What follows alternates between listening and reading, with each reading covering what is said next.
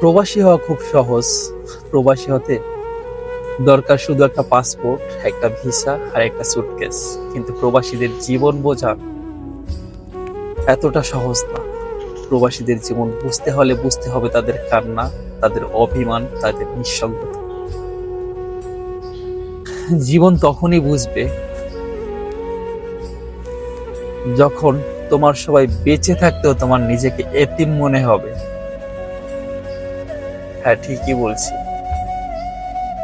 জীবনের আসল স্বাদ তুমি তখনই পাবে যখন তোমার ফ্যামিলির সবাই বেঁচে থাকতেও তুমি এতিমের স্বাদ গ্রহণ করবে। আর তাই বলছি আর তাই বলছি, যদি বেঁচে থেকেও এতিমের স্বাদ গ্রহণ করতে চাও, তাহলে শুধু একবার প্রবাসী হয়ে যাও। তাহলেই বুঝতে পারবে ফ্যামিলির সবাই বেঁচে থাকতেও এতিমের স্বাদ কেমন হয়। আর যদি তুমি প্রবাসী না হও, তাহলে এটা কখনোই বুঝতে পারবে না।